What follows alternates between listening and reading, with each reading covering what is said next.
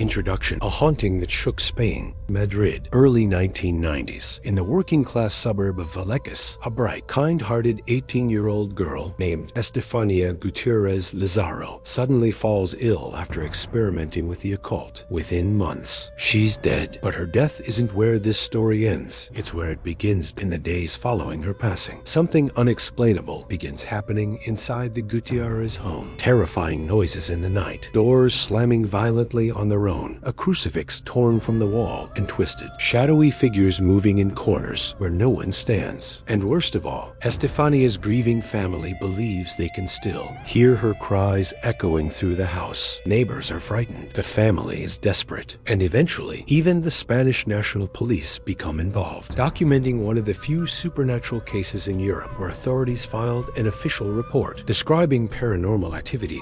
What started as a teenage seance, an innocent curiosity about the afterlife, becomes one of Spain's most horrifying true-life hauntings. A case so bizarre, it inspired films, investigations, and decades of debate between skeptics and believers. This is not just a ghost story. This is the chilling mystery of Estefanía Gutiérrez Lázaro, the girl who may have never truly left her home. Chapter 1. The girl behind the legend. Estefanía Gutiérrez Lázaro lived in Vallecas, a modest suburb of Madrid. Like many teenagers, she was curious, especially about the supernatural. She read about spirits, asked questions about the afterlife, and with her friends began dabbling in Ouija boards. One day, at her Catholic school, Estefanía and a group of classmates secretly held a seance in the bathroom. They tried to contact a friend's deceased boyfriend. Midway through the session, a nun caught them, furious, and reportedly snapped the board in half, warning them never to do it again. That moment marked a turning point in the days that followed. Estefania's behavior changed. She grew distant. She claimed to see dark figures in her room, felt watched at night, and suffered strange seizures and trances. What had started as teenage curiosity now felt like something much more sinister. Something had been opened, and it wasn't going to close easily. Chapter 2. The seance that opened a door in a bathroom at her Catholic school. Estefania and a few friends attempted a seance, hoping to contact a friend's late boyfriend. But before they could finish, a teacher burst in and snapped the Ouija board in half. That's when things turned strange. A dark smoke reportedly rose from the broken board, and Estefania inhaled it. From that day, her behavior changed. She suffered seizures, claimed to see shadowy figures, and even spoke in strange voices. Doctors searched for answers, but found nothing. Something had been unleashed, and it wasn't leaving. Chapter 3. The death no one could explain. On the night of August 13th, 1991, Estefania was in her bedroom when she suddenly began convulsing. Moments later, she lost consciousness and never woke up again. She was just 18 years old. The doctors ran every test they could. The autopsy revealed signs of seizures, fluid in the lungs, and asphyxiation, but no clear medical cause. There was no trauma, no overdose, nothing they could point to. Her death was officially recorded as occurring under sudden and suspicious circumstances. But this wasn't the end of the story, only the beginning, because in the weeks that followed, her family reported terrifying phenomena inside the house, and the girl they buried may not have left at all. Chapter 4. The poltergeist in Vallecas. In the months following Estefania's death, the Gutiérrez family began experiencing a slow descent into horror. It started with whispers, faint, unintelligible voices that seemed to come from nowhere. Then, doors would slam shut on their own. Drawers opened and closed violently. Religious icons fell, and in some cases, crucifixes were found turned upside down. One day, the family discovered a photograph of Estefania, safely stored away, had mysteriously caught fire from inside a drawer that was shut tight. Her younger siblings were terrified. Her mother, Concepcion, claimed to see shadows moving along the hallway walls at night. Her father described cold, dense patches of air hanging in certain rooms, and loud bangs coming from the attic. The activity escalated into screams in the middle of the night, shrill, human-like wails that no one could trace to a source.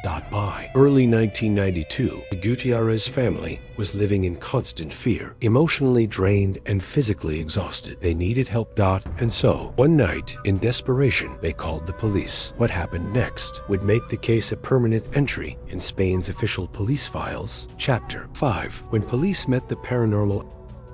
arrived at the Vallecas home, they expected to find hysteria. Instead, they witnessed something else. The official police report. Yes, An actual written report stated that officers saw doors slam shut on their own. Loud bangs echoed from empty rooms. A heavy wardrobe moved several inches without anyone near it. A crucifix was torn from the wall before their eyes. One officer even reported a cold presence in the hallway that chilled him to the bone. The police left shaken. They admitted they couldn't explain what they'd seen. Chapter 6. Theories. Possession, grief, or something worse. What really happened in Vallecas? That question still divides believers and skeptics to this day. Some argue the family was caught in the grip of grief-fueled hysteria. Estefania's sudden and unexplained death had traumatized them, especially her mother, who was reportedly the first to witness the strange occurrences. Could it have been a case of shared psychological stress, manifesting in hallucinations and paranoia? But then there are the details that defy logic. How do you explain the scorched photograph? Multiple witnesses? The police report confirming objects moving on their own? Paranormal investigators suggest that the seance Estefania held may have done more than summon a spirit. It may have ripped open a gateway, a portal between worlds. Some believe Estefania's spirit